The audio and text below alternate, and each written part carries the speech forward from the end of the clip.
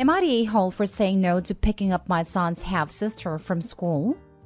I am a single mom of 2 boys ages 11 and 10.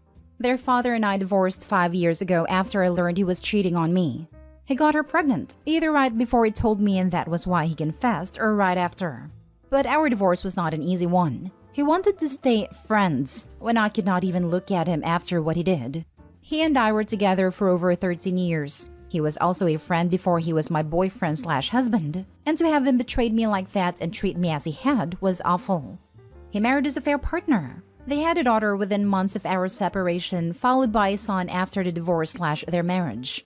Last year, they lost a baby, which led to the discovery that his wife had cancer. What followed was a lot of fighting between the two of us again. He wanted me to help him and his wife out. He said their children, who are currently 5 and 3, needed family beyond just him and his wife. His own family disowned him for our divorce as they were extremely religious and she has no family. I told him it would be over my dead body I would help him. He argued that it was for the children, and if not for his kids with her, then for our boys, who could see their family heal and be one. I told him he stopped any chance of that happening when he cheated on me. What I did not expect was for him to tell his daughter's school to call me when she got sick. He was at work at a time and couldn't leave apparently because he had already missed a lot of work due to his wife, and she was home recovering from chemo. I got a call, was asked if I would pick her up, and I said no. Several hours later, I got reamed on the phone by him for leaving a sick child at school when I knew they had nobody. This is when he told me how he couldn't leave and how his wife was resting. I told him the babysitter for his son should have been called over me. He told me he was in daycare and that I should be ashamed because she was a sick child who was going through a lot, and I could have helped. He told me he hoped our sons are going to be ashamed of me. They aren't, and I argued back with him over the phone at a time. But I guess part of me does feel bad for the child. My sons also sensed an atmosphere while they were with their dad after the incident when they talked about me, and I hate that for them. Am I the a-hole? Now for the top comments. Not the a-hole. He has the nerve to try to manipulate you after cheating? Those aren't your kids and not your problem. I also feel bad for the girl, but it's his mess to solve. Give an inch, he'll take a mile. Say no now to prevent future problems. That is my concern. I do not want to be part of those 2 children's lives in any big way. And if I say yes to one thing, then it gets harder to say no again. And that establishes more of a relationship than I ever want with them. Your ex is trying to use your basic decency to manipulate you. No responsible parent puts down an emergency contact without getting confirmation by the contact. This is all on him. As sad and unfortunate a situation as it is for his children, you have the right to refuse to be their carer. He put his daughter in this position, not you. He is to blame for any discomfort she may have experienced. Not the a-hole. Not the a-hole. He is lining you up to be a mom to their kids after his wife dies. His behavior is disgusting. Stick to your guns.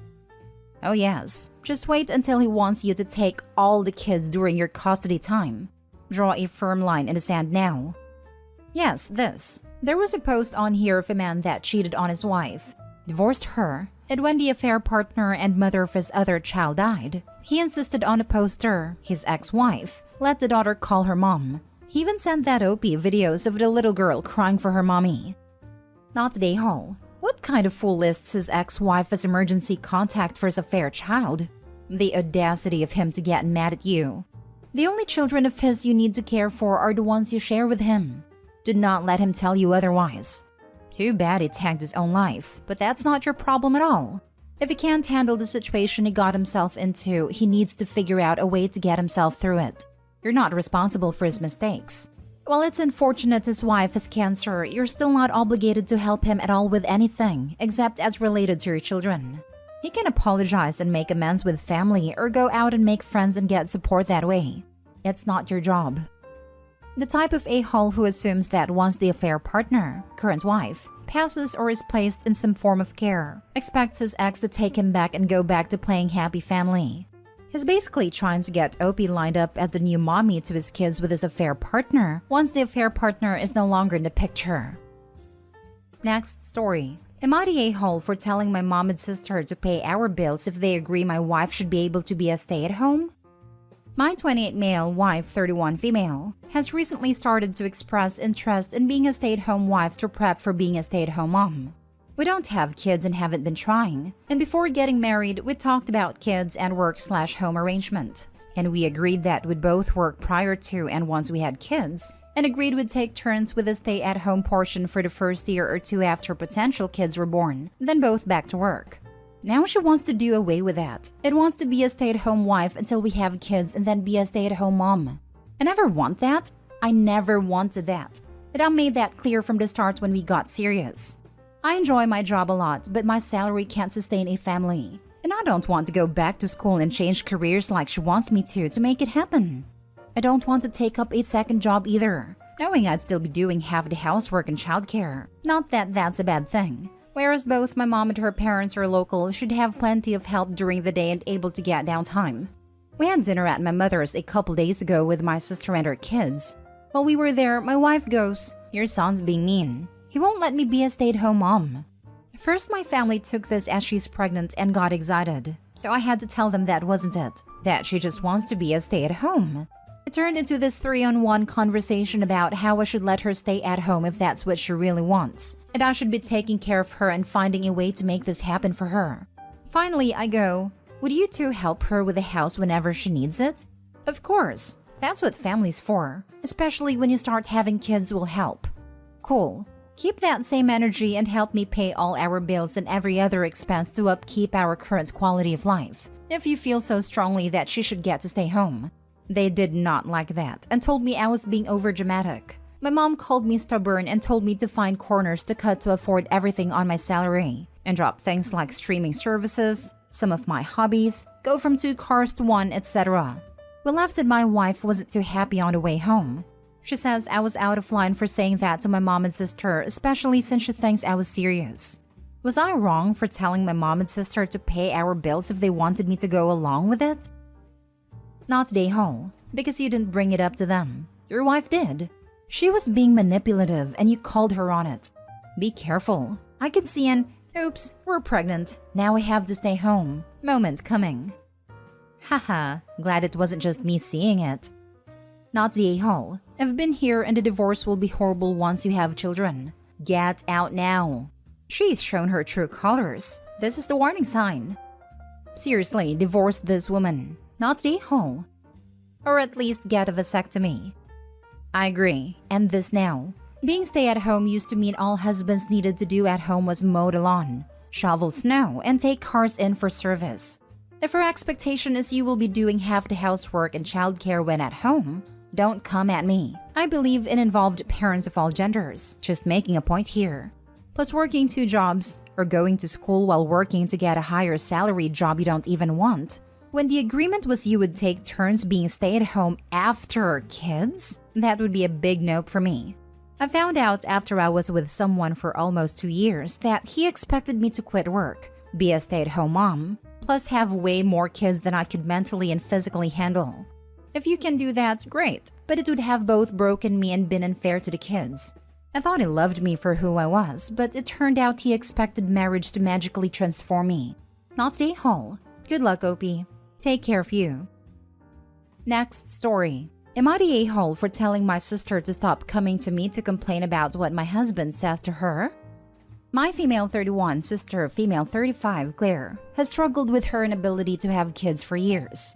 She gets all kinds of questions from people about when she'll have kids, but somehow she focuses on what my husband says about the topic and complains about how he constantly makes backhanded comments about her inability to have kids. She once claimed he told her women in their 30s plus have lesser chances to bear children. Or that one time she claimed he mocked her infertility by calling her garden barren, just like her. I admit that my husband is the type to dish it out, but her complaining seemed excessive because she never liked him anyway. Last week, we got together for dinner at my parents' house. My sister came downstairs later while my mom and I were in the kitchen and told me that my husband suggested she backs out of her IVF treatment and find a better use for the money when she announced wanting to try IVF. She went on about how insensitive and hurtful his words were. I felt upset that I told her she was right to be mad, but she needed to stop coming to me complaining about him as if he was my son, and try to speak to him instead. She snapped at me saying she'll already talk to him, but since he's my husband and I brought him into the family, then I should be the one to handle him. I told her reasoning didn't make any sense, but she called me selfish and cruel just like him. It got so overwhelming when my mom sided with her, even going as far as to say I was enabling him. I left and went home. My husband said my sister is just being too sensitive because he was just giving his honest opinion when she brought up the IVF, and said that if she has an issue with him, he should tell him to his face. He also said that she's probably looking for an excuse to pick an argument with me, and that I was innocent and had nothing to do with this despite her trying to involve me. Neither she nor my parents are speaking to me as of now. Am I the a-hole? Now for the comments. You're the a-hole.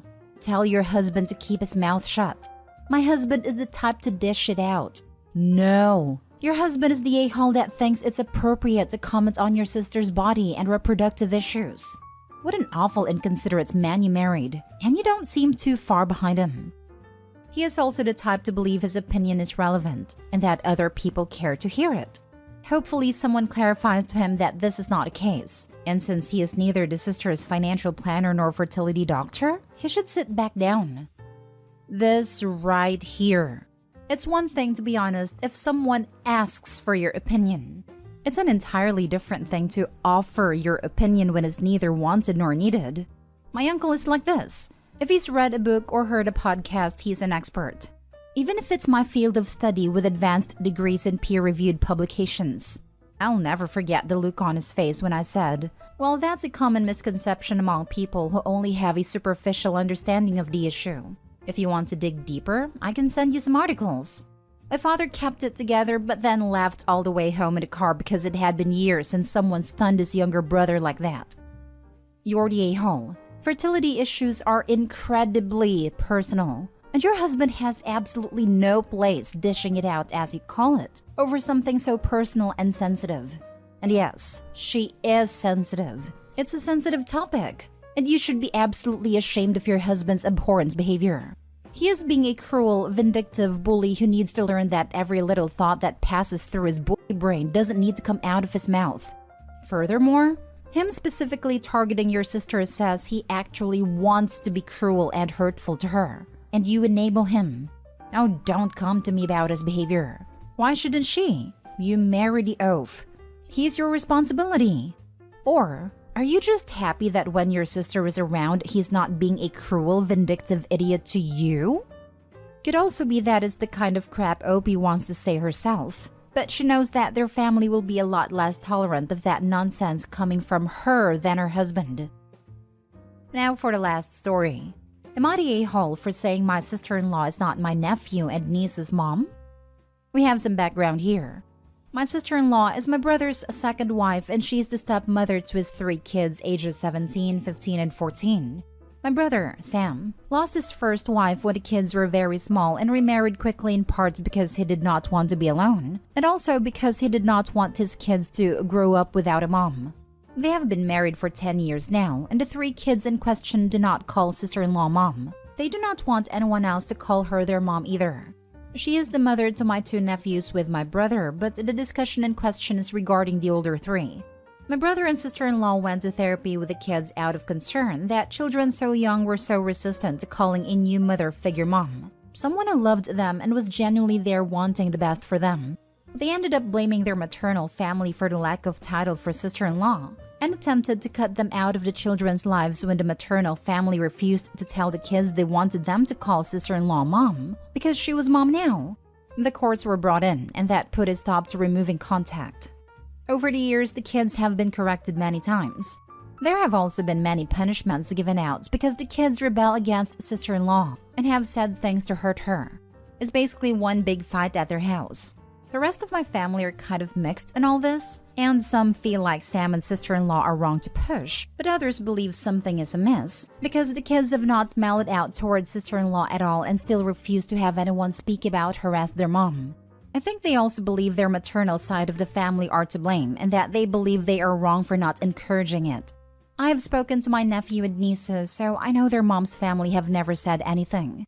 What they do is talk about their mom and share her memory with them, and it's led to a connection forming through the maternal family. I think it's unfair to keep pushing them to call sister-in-law mom, and I think a focus should have been put on giving them a happy home life versus pushing for something the kids have expressed they do not want.